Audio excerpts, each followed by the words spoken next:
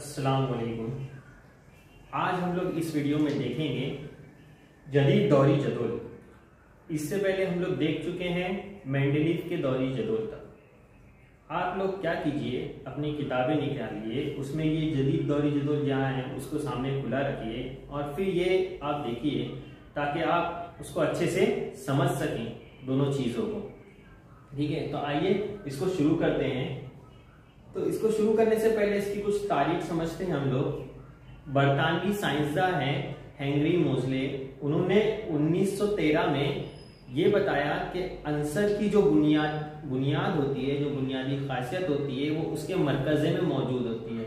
यानी उसके मरकज़े में जो प्रोटॉन की दरियाफ्त हुई तो उन्होंने उसको बेस बताया कि यही उसकी बुनियाद है। तो प्रोटॉन जो होता है वही जौहरी अदद कहलाता है। जितने प्रोटॉन होंगे उनको ही जौहरी अदद कहते हैं और उसे Z से जाहिर करते हैं जौहरी अदद को। ये आपने पिछली जमातों में पढ़ चुके हैं। तो हम लोग देखते हैं कि जौहरी अदद की बुनियाद पर इन्होंने मतलब ये जो जौहरी जदोल बना हुआ है, ये इसकी जो बुनियाद है मेन, वो जौहरी अदद के बराबर है, मतलब जौहरी अदद के बेस पर बना हुआ है। जौहरी अदद की सऊदी तरतीब में इसको रखा गया है, जौहरी अदद की बिना पर रखा गया, मतलब 1 2 3 4 जो भी रहेगा तो उसकी चढ़ती तरतीब जो है वो जौहरी अदद की बिना पर है। और मेंडेलीव का जो जदोल था, दौरी जदोल था, उसकी बुनियाद क्या थी? वो चढ़ती तरतीब में तो था, लेकिन वो कमियतों के जौहरी कमियतों की चढ़ती तरतीब में था। ये जौहरी अदद की चढ़ती तरतीब में होगा। तो आइए इसको शुरू करते हैं। हम लोग इसको क्या करेंगे, यहाँ से भरना शुरू करेंगे। यहाँ मैं लिखता हूं नंबर 1, ये 2 3 4 5 6 7 8 9 10 11 12 13 14 15 16 17 18 and 19 20 20 मैंने ये खाने यहाँ पर फिल किए हैं, यानी 20 आंसर तक, 20 जौहरी अदद तक। ये जो नंबर है 1 2 3 4 5 6 7 20 तक, ये जौहरी अदद है। इसमें जदीद दौरी जदोल की तश्कील ये है कि जदीद दौरी जदोल में कुल 118 आंसर है। यहाँ आप अगर किताब में देखो तो ये वाला जो लास्ट वाला कॉलम है वहां पर 118 लिखा होगा। ये 118 आंसर इसमें कुल है और इसके साथ में ये जदीद दौरी जदोल मुकम्मल हो चुका है 118 आंसर पर। ठीक है, लेकिन आपके सिलेबस में ये है कि आपको सिर्फ यहाँ तक के इंपॉर्टेंट मालूमात हासिल करनी है। 120 तक, खाली 20 जो जौहरी अदद है, 20 आंसर के बारे में आपको मालूमात हासिल करनी है। उसके आगे के आंसर और ये जदीद दौरी जदोल को हम लोग समझ लेंगे, खाली इसकी तरतीब समझ लेंगे, बाकी हम लोग यहाँ तक के मालूमात हासिल करेंगे। ठीक है, तो आइए पहले इसको भर लेते हैं। पहला जो आंसर है वो है हाइड्रोजन, उसकी अलामत है H, यानी हाइड्रोजन का जौहरी अदद 1 है। दूसरा है हीलियम, तीसरा है lithium Li, lithium colour change कर लेता हूं, लिथियम। उसके बाद में ब्रिलियम है चौथा, पांचवा है बोरोन, छठा है कार्बन, सातवां है नाइट्रोजन, आठवां है ऑक्सीजन, नौवां है फ्लोरीन, उसके बाद में 10वां है नियॉन। 11वां जो आंसर है वो है सोडियम, मैग्नीशियम, उसके बाद में एल्यूमिनियम। ये 20 आंसर जो है यहाँ पर, इनके आपको नाम याद होना चाहिए और इनकी साथ में जौहरी अदद, नाम और इसकी जो अलामत है। जैसे बोरॉन है तो B, कार्बन है तो C, और नाइट्रोजन है तो N, ऑक्सीजन है तो O, और फ्लोरीन है तो F, और नियॉन है तो Ne। तो ये आपको इतने 20 आंसर तक एटलीस्ट याद रखना चाहिए।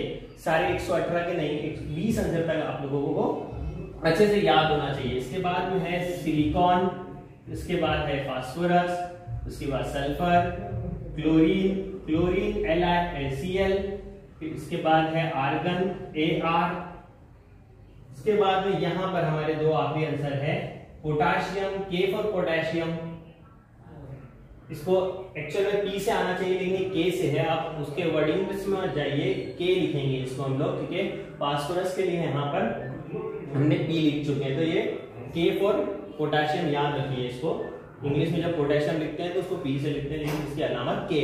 और यहाँ पर कैल्शियम, ये कैल्शियम तक 20 अनासिर है, तो यानी यहाँ से हाइड्रोजन से कैल्शियम तक हमको स्टडी करनी है, ठीक है। अब देखते हैं इसकी जो जदीद दौरी जदोल की तश्कील है, तरतीब है, इसकी तरतीब कैसी है कि इसमें जो दौर है, ये जो उफ़क़ी कतार है ना, ये उफ़क़ी लाइन जो है इस पर दी हुई, यानी ये वाली 1 2 3 4 5 6 और ये 7, ये 7 ऐसी कतारें हैं उफ़क़ी कतारें हैं। उफ़क़ क्यों नाम उफ़क़ी कतारें क्यों कहते हैं इसको? क्योंकि जहां पर आसमान और जमीन मिलते हुए नजर आते हैं ना, तो उसको उर्दू में उस जगह को उफ़क़ कहते हैं। उफ़क़ मतलब आड़ा।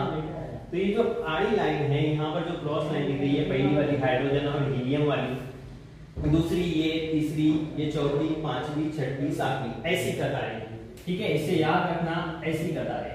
कुल कितनी उफ़क़ी कतारें हैं जदीद दौरी जदोल में? 7 उफ़क़ी कतारों पर ये जदीद दौरी जदोल में 7 उफ़क़ी कतारें पर मुश्तमिल है। और इसमें जो, अब इसको हम लोग जो है ना दौर कहते हैं, क्या कहते हैं इसे? दौर कहते हैं,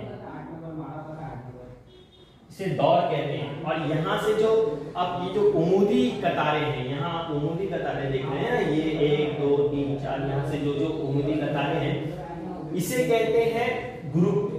ये जो उमूदी कतारें हैं, इन्हें क्या कहते हैं? ग्रुप कहते हैं, ठीक है। उमूदी कतारों को हम क्या कहते हैं? ग्रुप, और इसे दौर।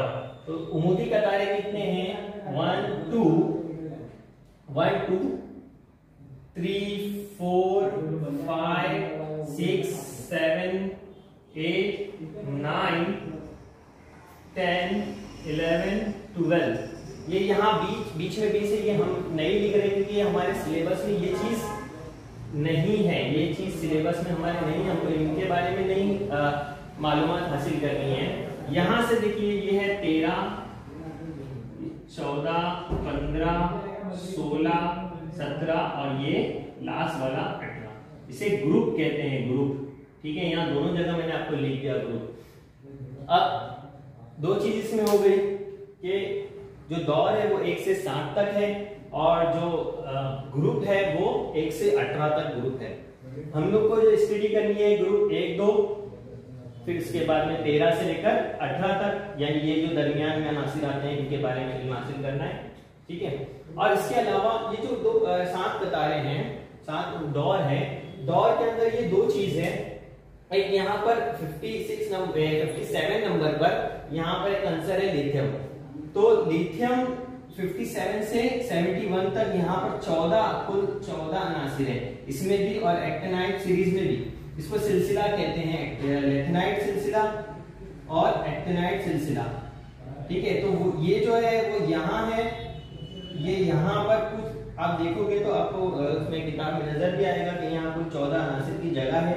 ये वाली चीज यहाँ आएगी और ये वाला जो है वो यहाँ है, यहाँ है। इस तरीके से ये बीच में है, इनको 2 अलग अलग करके यहाँ पर रखा गया है, ठीक है। इसके साथ में देखो अगर आप, तो हमको ये चीज समझ में आ गई, यहाँ से आपको दौर समझ में आ गया, ग्रुप समझ में आ गया, ये 14 ग्रुप है, इनको ग्रुप के हिसाब से तरतीब दिया गया है।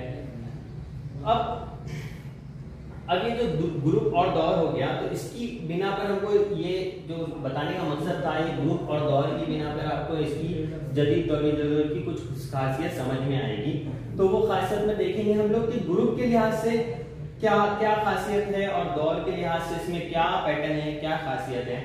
तो सबसे पहले आपको इसमें ये पता होना चाहिए कि इलेक्ट्रॉनिक तश्कील किसे कहते हैं, क्योंकि जदीद दौरी जदोल जो बना है वो इलेक्ट्रॉनिक तश्कील की बिना पर बना हुआ है।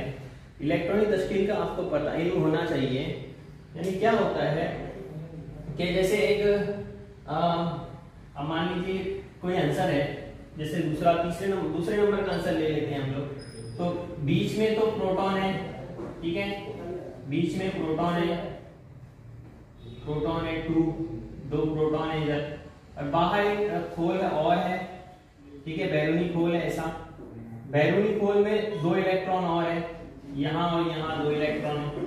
तो ये इसकी जो इलेक्ट्रॉन की जो तरतीब होती है मदारों में, उसको हम लोग इलेक्ट्रॉनिक तश्कील कहते हैं। तो ये मैंने बनाया है हीलियम, ठीक है, ये हीलियम बनाया है, 2 आंसर वाला हीलियम बनाया है।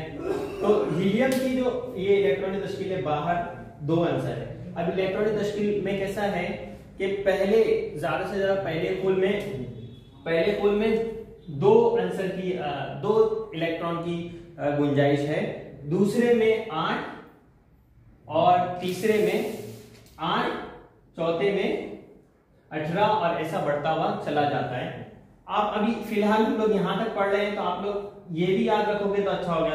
2 10 हो गया, 10 और 8 18 हो गया, यहाँ से हम लोग को 2, मतलब 4 खोल से हम लोग आगे बढ़ने वाले हैं और 4 दौर से हम लोग आगे बढ़ने वाले हैं। 4 आपको ये 4 दौर और ये बाकी के ग्रुप के बारे में पता होना चाहिए। इतना मुख्तसर आपको एक खोल पता होगा तो अच्छा है, आप इसके अंदर अच्छे से मालूमात हासिल कर सकते हो। आपकी किताब में खाली ब्लैंक भी दिया हुआ है, आप अपनी नोटबुक में भी बना सकते हो, खाली ये यहाँ के साथ का हिस्सा और ये हिस्सा, और इसको आप जौहरी अदद इसमें लिखते जाइए और इसे भर के देखिए, यहाँ तक आपको याद है या याद कीजिए और इसको भर कर देखिए ताकि आपको इसको समझने में आसानी हो और आप फिर इसका एड्रेस बराबर कर सको इसको। ठीक है, अब हम लोग बात करें थे इलेक्ट्रॉनिक तश्कील की। इलेक्ट्रॉनिक तश्कील वो होती है कि किसी अंसर में मौजूद इलेक्ट्रॉन की जो तादाद है वो किस दौर में या किस मदार पर है और कितनी है। तो देखो ये हमने यहाँ पर बताया है, ये वाला ये जो बताए हैं कि 2 अगर किसी का जौहरी अदद 2 है तो मतलब उसमें प्रोटॉन 2 है, इलेक्ट्रॉन भी 2 होंगे। जैसे हीलियम है, इलेक्ट्रॉन भी 2 होंगे, तो उसमें इलेक्ट्रॉन कितने होंगे? 2 होंगे, तो वो कहाँ होंगे? बाहर होंगे। मतलब एक ही इसमें एक ही मदार होगा, इसमें 1 मदार होगा, इसमें 2 मदार होंगे, इसमें 3 मदार होंगे और इसमें 4 मदार होंगे। ठीक है, यहाँ 1 मदार है, 2 वाले में ऐसे 2 होंगे और इसमें कितनी जगह होगी? 8, और 3 वाले में कितने होंगे? 8, चौथे में बढ़ता हुआ चला जाएगा, ऐसा बढ़ता चला जाएगा। तो इसकी बिना पर ही जदीद दौरी जदूल में इस इलेक्ट्रॉनिक तश्कील की बिना पर ही आप लोगों को इसका पैटर्न जदीद दौरी जदूल का समझ में आने वाला है। सबसे पहले हम लोग देखेंगे कि इलेक्ट्रॉनिक तश्कील के लिहाज से ग्रुप में क्या है। देखो हम लोग अगर ग्रुप में देखें, ग्रुप मतलब ये जो उमूदी कतारें हैं, ठीक है, इसे हम लोग ग्रुप कहते हैं। तो ग्रुप में इलेक्ट्रॉनिक तश्कील कैसी होगी? हाइड्रोजन का जौहरी अदद कितना है? 1 है, तो यानी हाइड्रोजन के बाहर जो बैरूनी मदार में इलेक्ट्रॉन की तादाद कितनी है? 1 है। हीलियम का जौहरी अदद कितना है? 3 है, तो मतलब क्या होगा? Li पहले में 2 और दूसरा वाला भी एक खुलेगा, दूसरा वाला भी एक बनेगा और उसमें एक है। मतलब देखो हाइड्रोजन का जो आखिरी खोल है, मतलब जो खोल है उसमें 1 इलेक्ट्रॉन है, हीलियम में भी 1 है। सोडियम में देख लेते, सोडियम में क्या हो जाएगा? Na, पहले में 2, ठीक है, पहले में 2, दूसरे वाले में कितना हो जाएगा? 8, 2 और 8 कितना हो गया? 10, बचा कितना? 1। तो यानी सोडियम में 11 है, तो 2 8 1 11 हो गए। तो ये बाहर के जो खोल, बाहर का जो सोडियम का खोल है उसमें 1 इलेक्ट्रॉन है, हाइड्रोजन का जो खोल है उसमें भी 1 इलेक्ट्रॉन है और लिथियम का जो खोल है उसमें भी 1 इलेक्ट्रॉन है। अब ये जो बैरूनी मदार में जितने भी मदार है किसी आंसर में, उसका जो बैरूनी मदार है यानी आखिरी वाला, जैसे लिथियम का आखिरी वाला मदार ये, सोडियम का आखिरी वाला मदार तीसरा वाला, हाइड्रोजन का तो पहला वाला ही आखिरी वाला मदार है। तो आखिरी मदार में जो मौजूद इलेक्ट्रॉन की तादाद होती है ना, उसे हम लोग गिरफ्त कहते हैं। क्या कहते हैं? गिरफ्त। आखिरी मदार में इलेक्ट्रॉन की तादाद को गिरफ्त कहते हैं। जैसे आखिरी मदार में यहाँ पर इसका पहले ही आखिरी होगा, तो ये इसकी गिरफ्त 1 है। यहाँ पर जो आखिरी मदार में इलेक्ट्रॉन की तादाद कितनी है? 1 है, तो इसकी भी गिरफ्त 1 है। और यहाँ पर 2 है, 8 है, फिर 1 है, 2 8 10 और 11। तो यहाँ पर सोडियम के अंदर भी आखिरी मदार में कितना इलेक्ट्रॉन है? 1 है, तो यानी इसकी गिरफ्त भी 1 है। तो आप देखो यहाँ पर एक पैटर्न समझ में आएगा इससे आपको कि गिरफ्ती इलेक्ट्रॉन की तादाद से हम लोग इसमें ग्रुप में पैटर्न देखेंगे। तो हाइड्रोजन में 1 इलेक्ट्रॉन है, 1 गिरफ्ती इलेक्ट्रॉन है, लिथियम में भी 1 है, सोडियम में भी 1 है, पोटेशियम का आप देखिए कि पोटेशियम में भी 1 इलेक्ट्रॉन आता है। पोटेशियम में भी बाहर गिरफ्ती इलेक्ट्रॉन की तादाद 1 है, उसको आप ऐसा 2 8 8 और 1 करेंगे तो आपको समझ में आएगा। 2 8 8 18 और 1 19, तो पोटेशियम में भी 1। तो यानी इसका ये जो पहला ग्रुप है, पहले ग्रुप में जो गिरफ्त इलेक्ट्रॉन की तादाद है या गिरफ्त है पहले ग्रुप की, वो कितनी है? 1 है। गिरफ्त कितनी है? 1 है। इसकी गिरफ्त 1 है। देख लेते हैं इसको हम लोग यहाँ पर। इसकी गिरफ्त कितनी होगी? बेरिलियम है, बेरिलियम का जो 4 है, पहले में 2, बाहर के खोल में 2 है ना, 2 2, तो इसकी गिरफ्त हो गई 2। मैग्नीशियम में क्या होगा? 2 8 2, मैग्नीशियम में 2 8 2, 12 हो गए, तो इसकी भी गिरफ्त 2, और कैल्शियम की भी गिरफ्त 2 होगी, 2 8 8 2, तो इसकी भी गिरफ्त 2 हो जाएगी। यानी यहाँ पर कितनी हो गई इसकी? ये सारे, ये जो दूसरा ग्रुप है, ये दूसरे ग्रुप में जो गिरफ्त है, गिरफ्त इलेक्ट्रॉन की तादाद कितनी है? 2 है, और पहले ग्रुप में गिरफ्त इलेक्ट्रॉन की तादाद कितनी है? 1 है। और अगर हम लोग ये 13वें ग्रुप में देखें, 13वें ग्रुप में बोरॉन है, जिसका जौहरिया तत्व कितना है? 5 है, यानी इसके अंदर 5 इलेक्ट्रॉन है, 5 प्रोटॉन और 5 इलेक्ट्रॉन है। 5 इलेक्ट्रॉन है तो क्या होगा? 2, पहले में 2 और दूसरे ग्रुप में 3, तो यानी इसका 3 आ गया बैरूनी मदार में इलेक्ट्रॉन की तादाद। और इसमें क्या हो जाएगा? 2 8 3, तो इसमें कितनी हो गई बैरूनी मदार में? 3, तो इसकी गिरफ्त कितनी हो गई? 3। इसकी गिरफ्त क्या हो जाएगी? 4। इसकी गिरफ्त क्या हो जाएगी? 5। इसकी गिरफ्त क्या हो जाएगी? 6। इसकी गिरफ्त क्या होगी? 7। और इसकी गिरफ्त क्या होगी? ये जो खोल है, ये वाला जो ग्रुप है, इसकी क्या हो जाएगी? यहाँ पर इसके पास 2 है, और वो 2 पूरे पहले मदार में ज्यादा से ज्यादा 2 की गुंजाइश है, 2 की गुंजाइश है पहले मदार में, है ना, तो उसका 2 पूरा मुकम्मल है। और दूसरा जो, अगर हम लोग नियॉन की बात करें तो नियॉन में 10 है, मतलब 2 और 8, तो दूसरे मदार में इसका मुकम्मल है, नियॉन का दूसरा मदार मुकम्मल है, और आर्गन का तीसरा मदार मुकम्मल है। मतलब ये सारे जो आंसर है, इसको हम लोग मुकम्मल अनासिर कहते हैं, या ये ग्रुप जो है इसको सीफर ग्रुप कहते हैं। शाज़ गैसों वाला ग्रुप है, नोबल गैस वाला, शाज़ गैस, सीफर ग्रुप, कई सारे आप नाम ले सकते हो इसके। तो ये जो आंसर है, इनके मदार में जो इलेक्ट्रॉन की तादाद होती है वो मुकम्मल होती है, इनका मसमनी हालत जो होती है वो मुकम्मल कर चुके होते हैं। ये किसी से कीमियाई तौर पर आसानी से मिलाप नहीं करते, लेन देन नहीं करते, क्योंकि इनको इनका जो खोल है, जो मदार है, वो कंप्लीट होते हैं। जितनी गुंजाइश है, जितनी जगह है, वो पूरी इनकी पूरे है। तो इनकी सारी जगह पूर्ण होने की वजह से ये किसी के साथ में तामुल नहीं करते, ज्यादा मिलाप नहीं करते। तो यहाँ पर इसको हम लोग कहते हैं सीफर, यहाँ पर सीफर ग्रुप भी बोल सकते हैं इसे। तो यहाँ पर इसकी गिरफ्त इलेक्ट्रॉन की तादाद भी सीफर हो जाएगी, यहाँ पर गिरफ्त इलेक्ट्रॉन की तादाद क्या हो जाएगी? सीफर हो जाएगी।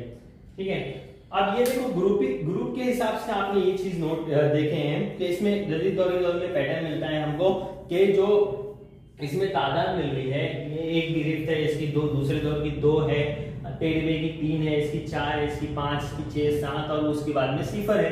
तो इसमें एक पैटर्न मिलता है ये वाला। अब ऐसे ही हम लोग देखेंगे इलेक्ट्रॉनिक तश्कील के हिसाब से दौर में क्या होता है।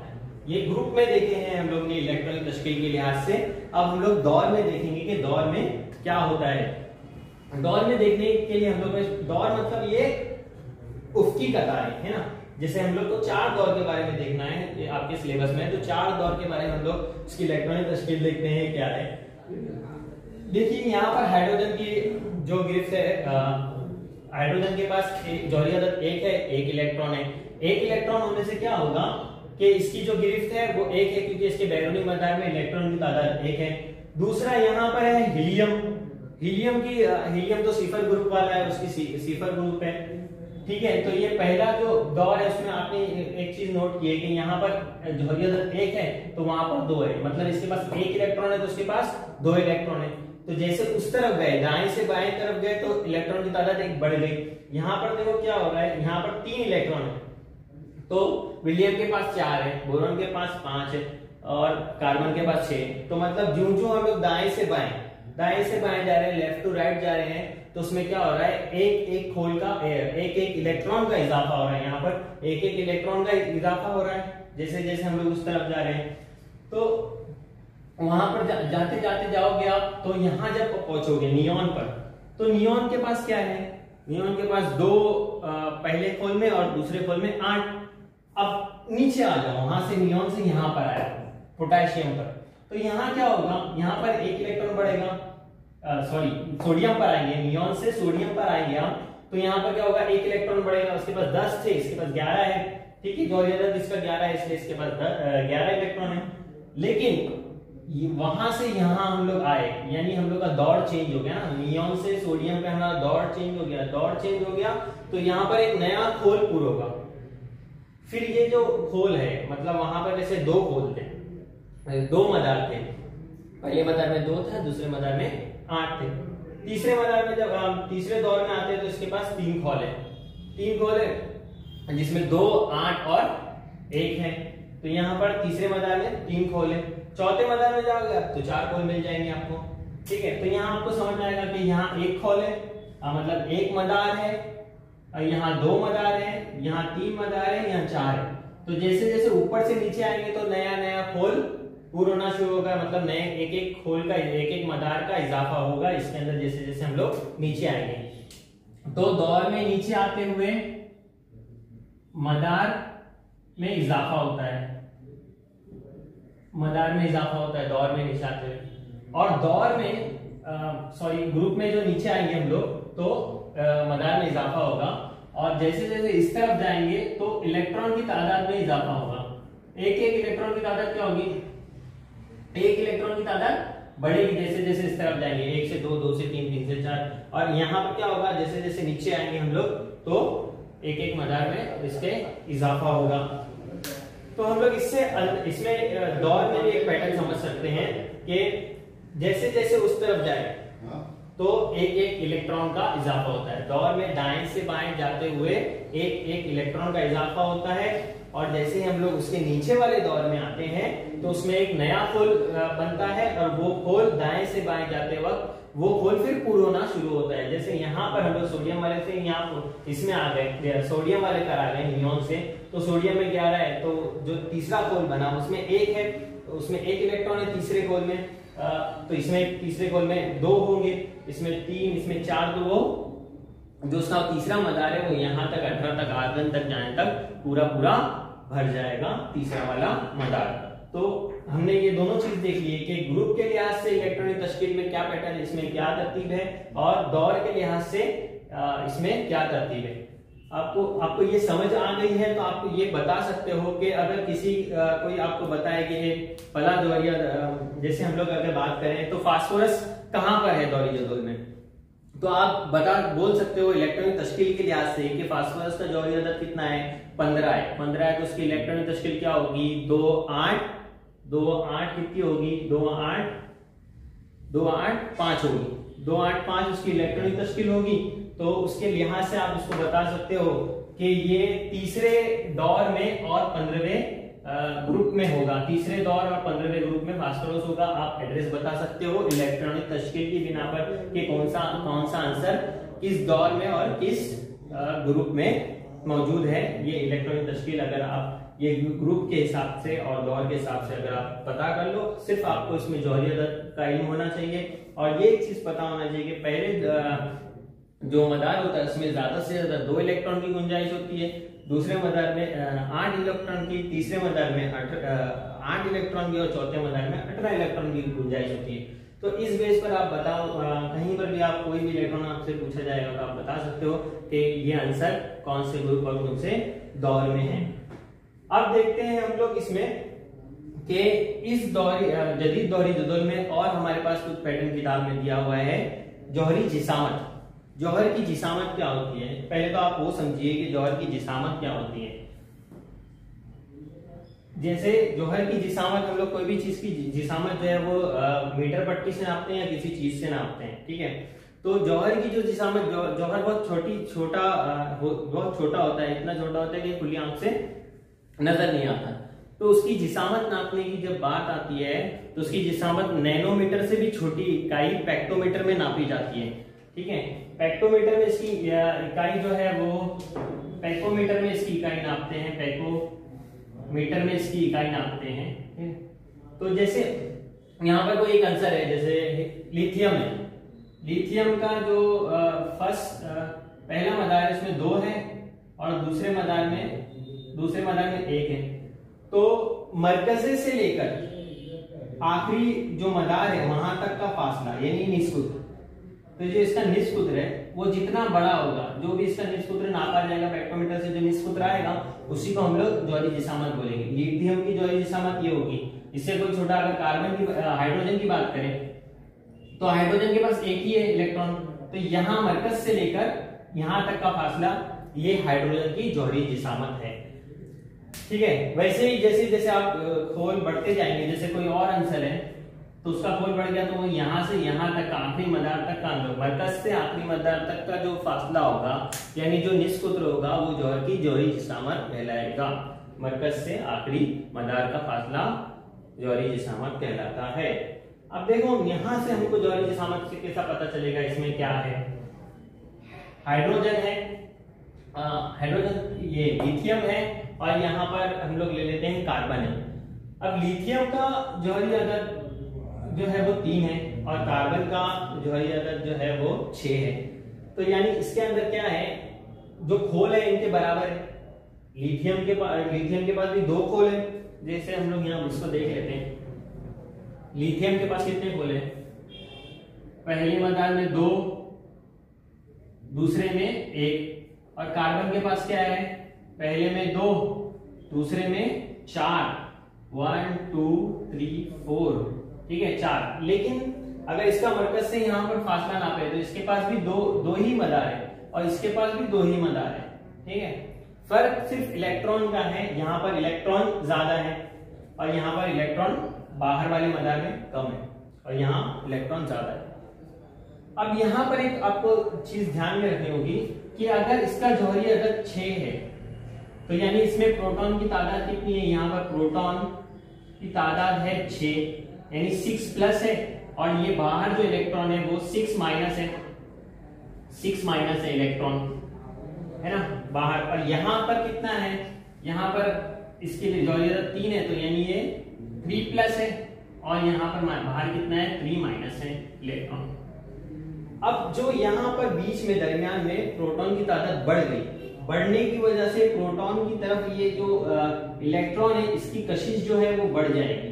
ये सारे इलेक्ट्रॉन जो बाहरी मदार में ज्यादा इलेक्ट्रॉन है तो हर तरफ से कशिश करेंगे, हर तरफ से कशिश करने की वजह से जो इसका खोल होगा, ये वाला खोल जो होगा ये थोड़ा छोटा हो जाएगा, ऐसा छोटा हो जाएगा, इस तरीके से छोटा हो जाएगा। और यहाँ से हर तरफ से इसकी कशिश नहीं है और अंदर भी 3 इलेक्ट्रॉन है तो इसकी कशिश कम होगी, तो इसलिए इसकी जौहरी जिसामत कम होगी। अगर एक ही जैसे खोल है तो जौहरी जिसामत उसकी कम होगी जिसमें इलेक्ट्रॉन की तादाद या प्रोटॉन की तादाद जिसमें ज्यादा है। मतलब अगर हम लोग यहीं से देख लें, आपकी किताब में जौहरी कमियत का चार्ट दिया है, जौहरी जिसामत का जो है वो एक चार्ट दिया हुआ है कि कितनी किसकी जौहरी जिसामत है, और आपको इसमें ना ये पेपर में भी ऐसा आता है कि इसको सही तरतीब में लगाइए। नाम दे देता है ये लिथियम से लेकर तो नियोन तक, लिथियम से नियोन तक जितने आंसर है 2 और ये 3 3 6 और 2 8, ये 8 आंसर ऐसे नाम दे देता है और इसकी आड़ी टेढ़ी जिसामत दे देता है। उसको तरतीब में आपको लगाना होता है, तो तरतीब में लगाने का सीधा सीधा एक फंडा है। हम लोग को जौहरी अदद पता है तो हम लोग तरतीब में लगा सकते हैं। लिथियम से छोटी जिसामत बेरिलियम की होगी, क्यों होगी, इसमें प्रोटॉन की तादाद ज्यादा है तो दरमियान में कशिश ज्यादा होगी, इसकी छोटी होगी। कार्बन इसकी और छोटी होगी, इसकी और छोटी, इसकी और छोटी, इसकी और छोटी, और फ्लोरीन की और छोटी। मतलब यहाँ हम लोग को ये समझ में आया कि दौर में जैसे जैसे दाएं से बाएं जाएंगे तो जौहरी जिसामत क्या होती है, कम होती जाती है। यानी दौर में हम लोग दाएं से बाएं जाएंगे, लेफ्ट टू राइट हम लोग यहाँ पर जा रहे हैं, यहाँ पर दौर में, तो जौहरी जिसामत जो होगी वो क्या होगी, जौहरी जिसामत कम होती जाएगी। लेफ्ट टू राइट हम लोग जाएंगे तो जौहरी जिसामत क्या है, कम होती जाएगी। ठीक है, अब देखते हैं ग्रुप में क्या होता है। लेफ्ट टू राइट इसको याद रखिए आप, जौहरी जिसामत कम होगी। क्यों कम होगी, क्योंकि प्रोटॉन ज्यादा दरमियान में मरकज में कशिश करेंगे, जिसकी वजह से उसका जो आखिरी मदार है वो छोटा होगा, छोटा होने की वजह से उसकी जौहरी जिसामत भी छोटी हो जाएगी। क्योंकि यहाँ पर तो यहाँ जो हम बात करें अगर दूसरे दौर की, तो दूसरे दौर में कितने मदार है, दूसरे दौर में तो 2 ही मदार है ना। लिथियम के पास 2 इलेक्ट्रॉन और बाहर के मदार में 1 इलेक्ट्रॉन, इसके पास 2 इलेक्ट्रॉन पहले मदार में, दूसरे मदार में 2 इलेक्ट्रॉन, तो यहाँ पर तो 2 ही मदार है। हम लोग वहां से जब नीचे आएंगे तो नया मदार पूरा होना शुरू होता है, वो फिर भरेगा, है ना। तो यहाँ पर दो ही मदार होते हैं इसमें ना, मदार में इजाफा नहीं होता ये यहाँ पर, ठीक है। नीचे जाएंगे तो मदार में इजाफा होता है। तो इसमें 2 मदार है, इसमें 3 मदार है, इसमें 4 मदार है। तो मदार वही होने की वजह से क्या होगा, दाएं से बाएं जाएंगे तो जौहरी जिसामत क्या होगी, कम होती जाएगी यहाँ पर। अब ग्रुप में देखें तो ग्रुप में क्या होगा, हाइड्रोजन के पास 1 है, लिथियम के पास 3 है, सोडियम के पास 11 है। तो यहाँ क्या होता है, यहाँ एक नया खोल पूरा होना शुरू होता है हर बार। हाइड्रोजन के पास 1 है तो उसके पास 1 ही खोल है, इसके पास 2 खोल है, 2 मदार है, इसके पास 3 मदार है, इसके पास 4 मदार है। तो जैसे जैसे हम लोग नीचे आएंगे तो एक नया खोल पूरा होना शुरू होगा। अब नया खोल पूरा होना शुरू होगा तो जाहिर सी बात है ये जिसामत तो बढ़ी जाएगी, फिर उसकी जिसामत बढ़ जाएगी। तो जैसे जैसे हम लोग ग्रुप में ऊपर से नीचे आते हैं तो जौहरी जिसामत बढ़ती है। यहाँ पर ऊपर से नीचे आएंगे तो जौहरी जिसामत क्या होगा, जिसामत यहाँ क्या होगी, बढ़ेगी। यहाँ पर जौहरी जिसामत जैसे जैसे नीचे आएंगे बढ़ेगी, ऐसे जाएंगे तो जौहरी जिसामत कम होगी। इसको याद रखिए, ये पैटर्न आप बना लीजिए, एल बना लीजिए कम, यहाँ आप लिख लो ज्यादा, और यहाँ लिख लो जिसामत। इसको याद रख लो कि जैसे जैसे उस तरफ जाएंगे तो जौहरी जिसामत कम होगी, नीचे आओगे तो बढ़ती चली जाएगी, ठीक है। अब देखो इसमें एक चीज है, आप वो समझिए कि धात, अधात और धातनुमा के बारे में आपको पता ही है। धात, अधात, धातनुमा। धात किसे कहते हैं, जिसमें गूंज होती है, जिसमें चमक होती है, ठीक है, जिसमें करंट पास होता है ना, इसे धात कहते हैं। अधात में वो सब खुसूसियात कम होती जाती है। और धातनुमा में कैसा होता है कि धात की और अधात की दोनों की खुसूसियात कुछ कुछ मिली हुई होती है धातनुमा में। तो यहाँ पर जदीद दौरी जदोल में जो आंसर है उनको भी तकसीम किया गया। आप किताब में देखोगे तो आपको समझ में आएगा, यहाँ जरा ज्यादा तो मसला हो गया। तो यहाँ देखो मैंने ना इस तरफ जो लेफ्ट हैंड साइड की तरफ आप देखोगे तो ये सारी जो है वो धातें हैं, और ये जो जिगजैग लाइन है, यहाँ पर देखो एक लाइन दिख रही है, हमने ऐसी लाइन बनाई है, जो लाइन दिख रही है, जो लाइन के किनारों पर जो आंसर है, जैसे ये बोरॉन, सिलिकॉन, और ये नीचे आते हैं, ऐसे नीचे आते जाओ तो आपको आंसर मिलेंगे। तो ये जो किनारों पे आंसर है ये धातनुमा है, ये धातनुमा है, ठीक है। और ये सारे के सारे जो है वो, ये सारे के सारे जो है वो धात है, ठीक है। और यहाँ जो बचते हैं वो अधात आंसर है, अधात है उस तरफ, इस तरफ वाले आंसर, ये जिगजैग के बाद वाले अधात, और यहाँ पर धात, यहाँ पर धात, और जिगजैग पर के किनारों पर जो आंसर है वो धातनुमा है। अब धातनुमा के लिहाज से भी इसमें तब्दीली आती है। आपको पता होगा कि धात की एक खुसूसियात है, धातें जो हैं उनकी एक खुसूसियात होती है, धातों में खोने का रुझान होता है। अब आपको इलेक्ट्रॉनिक तश्कील जैसे पता है, तो जो कीमियाई बंदिश बनती है, कीमियाई तरीके से जो मिलाप करते हैं धातें, तो वो इलेक्ट्रॉन खोकर मिलाप करते हैं। ये धात की खुसूसियात हैं।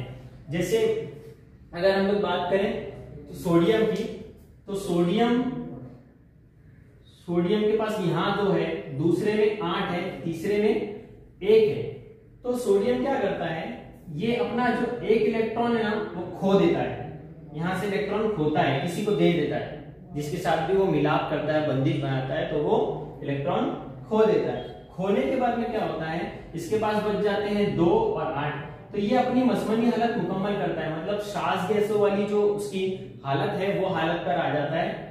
मैं लेऊंगा नहीं किसी से कुछ, ऐसी वाली हालत पे ये आ जाता है, 1 इलेक्ट्रॉन देगा। तो सारी धातें जो है वो सब देखो आप, गिरिफ्त 1 है, गिरिफ्त 2 है, तो जो सारी धातें हैं वो खोने का रुझान रखती है, इलेक्ट्रॉन खोती है। और खोकर की जो खोती है, जो खासियत है ये खोने की, इलेक्ट्रॉन खोने की जो धातु के अंदर, इसको हम लोग कहते हैं केटाइन। क्या कहते हैं इसे, केटाइन कहते हैं, केटाइन। ये जो केटाइन कहते हैं इसे, धातें खोने की जो खुसूसियात है इसे केटाइन कहते हैं। और केटाइन जो होती है इसको यहां पर हम लोग कहेंगे मस्बत बरकीदगी।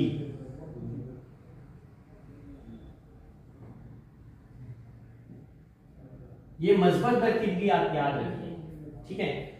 और वैसे अधातें जो होती है वो अधातें लेती हैं, यानी हासिल करती है, इलेक्ट्रॉन हासिल करती है। जैसे आप देखो यहाँ पर अगर हम लोग देखें ऑक्सीजन अधात है, इसका जौहरी अदद कितना है भाई? जौहरी अदद 8 है।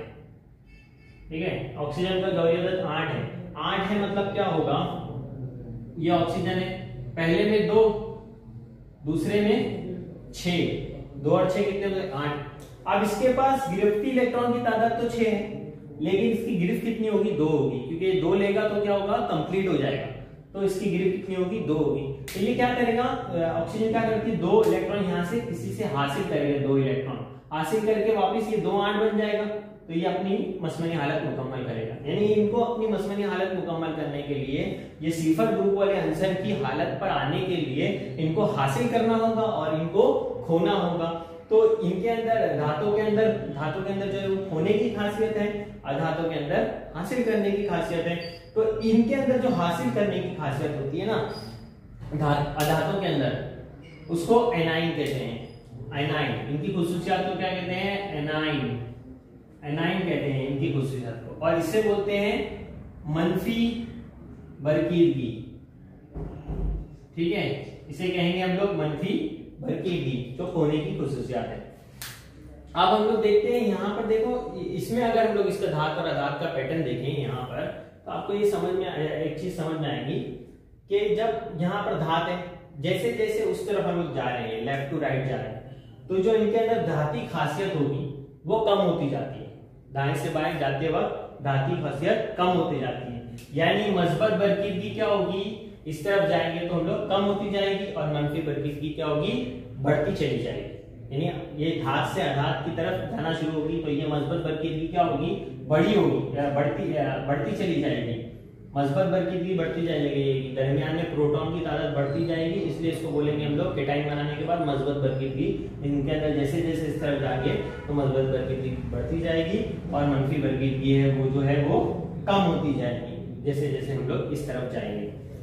और ऊपर से नीचे की बात करें, अगर हम लोग ऊपर से नीचे मतलब ग्रुप वाली बात करें, तो ग्रुप में क्या होगा?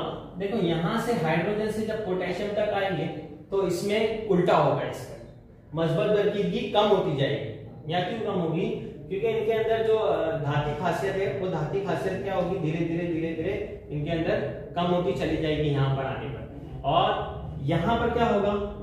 इसमें देखें, अधात के अंदर देखें तो क्या होगा? मंफी बरकीदगी बढ़ती चली जाएगी। यहाँ पर जो धाती खासियत नहीं दी है तो धीरे धीरे बढ़ती चली जाएगी यहाँ पर। तो ये अपोजिट होगा। इसको भी आप इस तरीके से एक पैटर्न बना के याद कर सकते हो। ऐसा लिख सकते हो, यहाँ पर कम लिख लो, यहाँ ज्यादा लिख लो, यहाँ मस्बत बरकीदगी लिख लो, मस्बत बरकीदगी, ये ऊपर नीचे में यहाँ पर मस्बत बरकीदगी लिख लो, यहाँ पर मस्बत लिख लो, यहाँ मंफी लिख लो।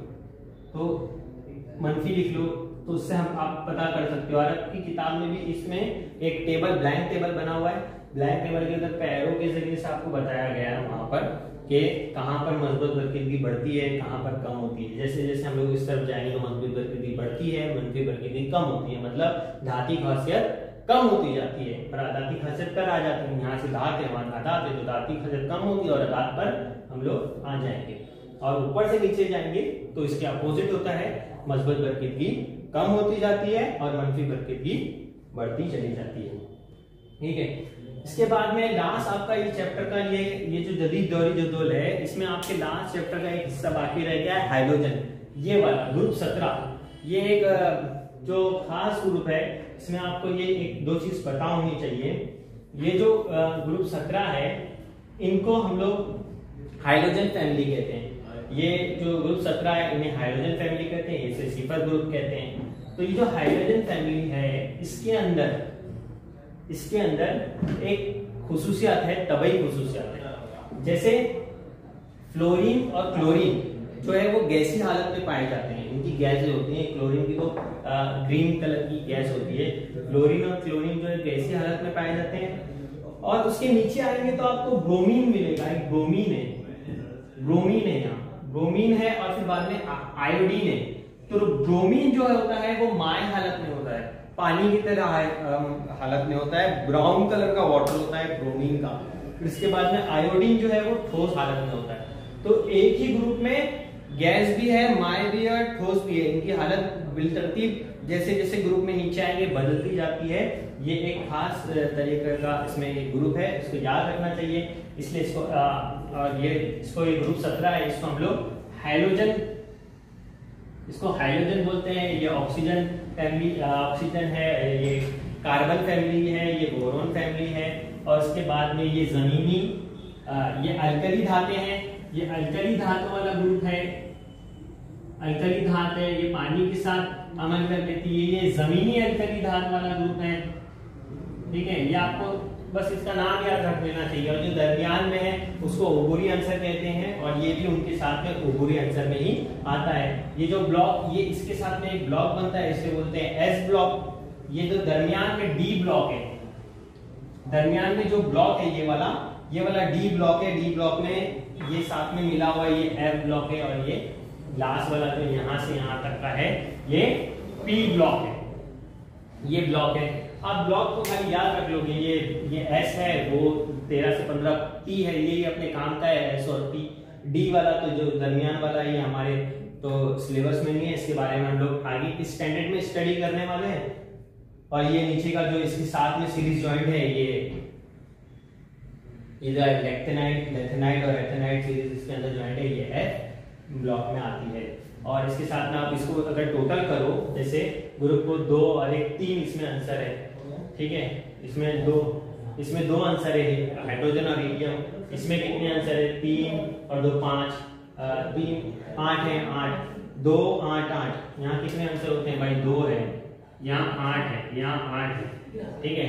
और दरमियान की 1 2 3 4 5 6 7 8 9 10, ये 10 और ये 8 कितने हो गए? 18। यहाँ 18 और इसके साथ में यहाँ से 14 इसके अंदर मिलेंगे, तो ये कुल 118 आंसर का पूरा टेबल यहाँ से बन जाएगा। आप इसको काउंट भी कर सकते हैं। इस चैप्टर में आपका इतना ही है, ये जदीद दौरी जदोल और ये सारी चीजें इसके अंदर जो आपकी किताब में है।